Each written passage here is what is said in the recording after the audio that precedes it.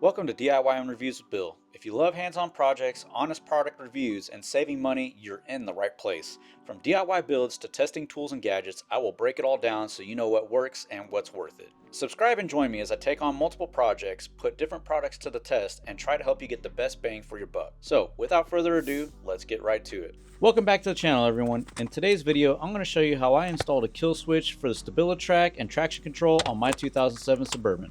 The reason for this is that although I can disable it with the push of a button inside of the cab, as soon as my tires spin at a certain speed, it will still automatically kick back on, slowing down the engine and wheel speed.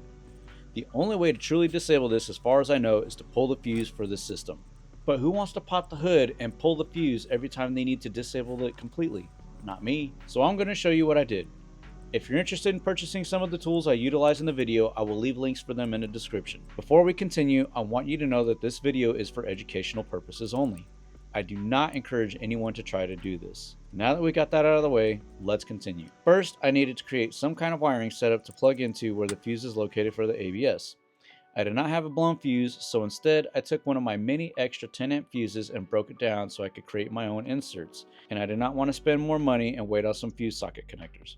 After that, I soldered my wires onto each pin, then used some heat shrink to cover them up. The soldering pin and wire holder I did not buy, but actually used my 3D printer to make them. I got the files from MakerWorld, and I will leave a link for them in the description if they are still available. If you don't know how to solder, there are some videos on YouTube that show you how to do it, or there are some pre-made harnesses available on Amazon, but they need to be able to handle 25 amps minimum, as well as the switch, should you choose to use the one that it comes with. So after I made my wires, I also decided to make a test wire to be able to see which side of the fuse block supplies power, so that way I know how to wire up my switch. I removed the fuse for traction control and started with my left side when looking at it from the driver's side fender. I plugged in one end of the test wire and used my test light. I hooked up my test light to a good ground to check for voltage. You can also use a voltmeter if you have one available. When I connected the wire to the test light, it lit up and showed 12 volts. When I switched the wire to the other side and connected the light to the wire, nothing happened, which means there was no power. Once I figured out which side of the fuse supplied power, my next step was to figure out how I was going to get them into the cab of the vehicle.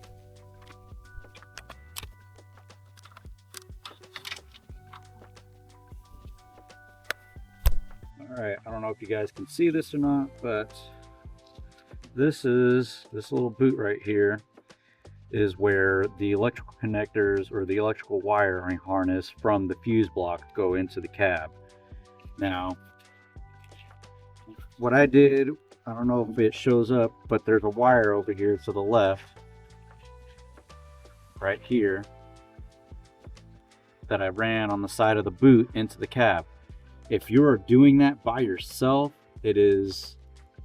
it's going to be a challenge. My brother held a screwdriver from inside, pushing that boot to the side while I fed the wire in.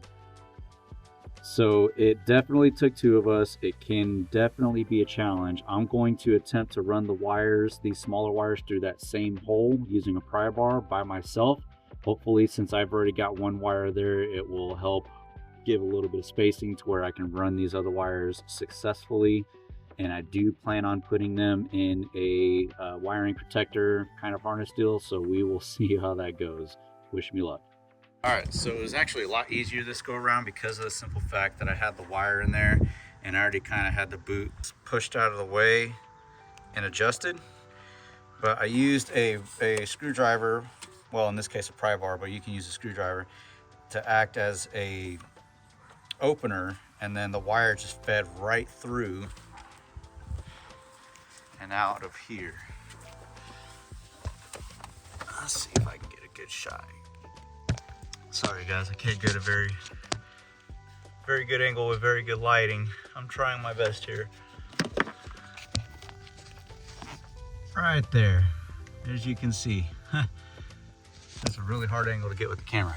But what I'm gonna do is I'm actually gonna run it up behind the dash here, and I'm gonna put my switch right here. This is going to be a kill switch for the ABS Stabilitrak. That way I can just turn it off and on from inside the cab instead of having to go underneath the hood and pull it every single time. So I'm going to go ahead and run the other wire and then be looking to hook up the switch and test it. Once it's good, then I will be cutting a hole and putting it in right here. Now that I know where I'm going to run my wiring, I need to add an inline fuse for the switch. This was really easy, as all I had to do was cut the wire supplying the power in half and use heat shrinkable butt connectors to splice it in. I did verify that this specific inline fuse unit was sufficient to withstand a 25 amp fuse. Once that was done, I had to crimp on some connectors for the switch, as I want to be able to easily replace it if it fails down the road. After heat shrinking the connectors, the next step was to connect the switch and test it to make sure it was functional before mounting. Alright, so I don't have the LED hooked up right now, but as you can see, traction control and ABS lights on. Flip the switch, goes off. Flip it again, back on. So now I can 100% kill the traction control and Stabilitrak from the flip of a switch inside without having to go full fuse every single time. So the switch I got from my local AutoZone. It's this style. It's rated for 30 amps, 12 volt, 360 watt. Here's the number on the back. Okay, it says to use a 1/2 inch drill hole. I was actually able to get it with a 29/64. It was the next one up from a 7/16. On this switch here, it is threaded. So whenever I put it in the hole there, I'll take the nut for the switch, tighten it on the back side, and it should stay in place. The switch it's a nice perfect fit. Goes right in, but it doesn't easily come out. It actually stays in place fairly well. And that is how I like it. So I'll go ahead and get this hooked up, and then we'll move on from here. All right, so I removed the knee plate, or whatever this plate here is called. It's fairly easy. It's just basically two screws and a bolt. The two screws go right here, and when you're looking on the underside, it'll be lined up right there, but you take that one out, you take the same one out on the other side, and then the last bolt that you need to remove is underneath here, your e-brake. It's a 10 millimeter. Pop that out, and then you have these three clips, a hole on the side where your fuse plate cover goes. So you need to remove your side fuse box cover first, then you do those, and that bottom one goes right in here, so it has to come forward. And here's where the other one goes, and the other one here. But I took that off so that way I could get better visualization and get my hand up in here. I almost messed up. It's like right up against this piece of plastic here, so I almost was not able to install it. So pay attention. If you're going to put it in the same spot as me, just shift it over a little bit more if you can. That way you don't run into the risk of that happening. So with that switch, there's 3 prongs, okay? You have a top prong, which is on the same side as the light. You have a middle prong and a bottom prong. And the way I wired it is that when I flip this on, that turns the Stabilitrak and ABS off. So I'm thinking on, lights on the dash on. That's how I wanted it. When I flip it off, that means it's re-engaged. Those lights will go off. So if I'm spinning tires in mud and snow, the Stabilitrak and traction control is going to kick on.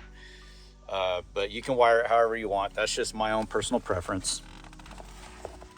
Try to get a good visualization here of the switch. Not really good, but that bottom prong, there's no need to hook it up. So the top one is the hot, and the bottom one is the ground, or what are you going to call it in the case of a fuse link. But it works. I tested it. You saw it. I verified it. So I'm going to get everything put back together. As far as the engine side goes, all I'm doing is I'm just running some wire loom in case the wires, to help keep them protected from any heat. And then how this is going to go, I'll show you here in just a second. Let me cut this off. I just put the cover on, and that little side notch works perfect for it to come out of, so I didn't even have to cut a hole or anything like that for it to come out.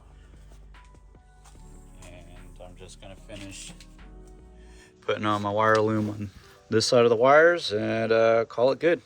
Well, that's it for today's video. I hope you found this information useful. If you did, be sure to smash that like button, leave a comment, don't forget to subscribe to the channel, and I will look for you in the next one. Have a good day.